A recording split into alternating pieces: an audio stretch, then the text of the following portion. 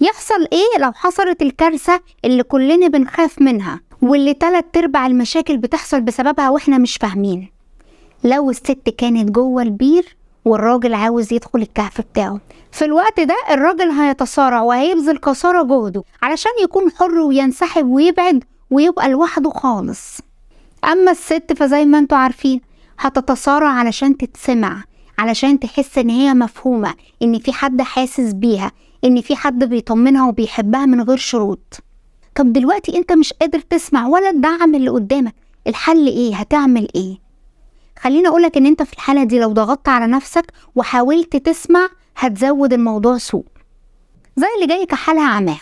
فبعد وقت قصير يا اما هتحكم حكم سلبي عليها، يا اما هتتعصب، يا اما هتحس ان هي اوفر ومكبره الموضوع، يا اما هتكون مشتت ومش مركز معاها اصلا وباين عليك ان انت عاوز تنهي الحوار وتخلص منها. وفي كل الاحوال النتيجه واحده، ان هي هتتضايق وهتتضايق اكتر من الاول كمان، وانت هتكون جزء من الضيق ده. الحل في 3 حاجات ملهمش رابع. اول حاجه القبول.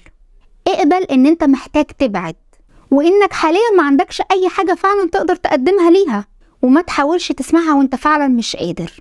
تاني حاجه التفهم. حط نفسك مكانها، افهم ألمها، حس احساسها، افهم ان هي محتاجه فعلا في الوقت ده لاكتر من اللي انت هتقدر تديهولها، وان انت مش غلطان ان انت عاوز تبعد او ان انت محتاج مساحتك، ده حقك، وهي مش غلطانه ان هي عاوزاك تكون قريب منها. تالت حاجه الامان.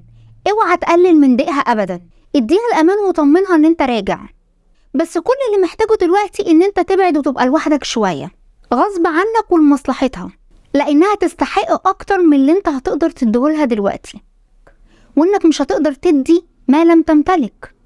وهنا انت بقى كست ممكن تقولي طب هو هيرتاح، انا هستفاد ايه؟ عارفاكم انتوا بتفكروا ازاي، ما انا ست برضه.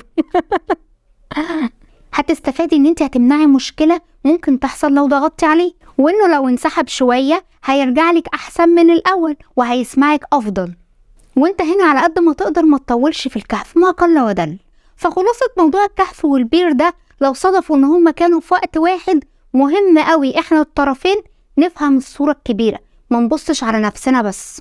وهنا الوقت هيكون مناسب تكلمي صاحبتك. وتاني هقولك زي ما قلتلك في الحلقه التانيه بتاعت الكهف، وزي ما قلتلك في الحلقه اللي فاتت بتاعت الاستك، ما تخليش الراجل مصدر الحب والدعم الوحيد ليكي، لان ده هيحطك ويحطه تحت ضغط كبير، انتي وهو في غنى عنه.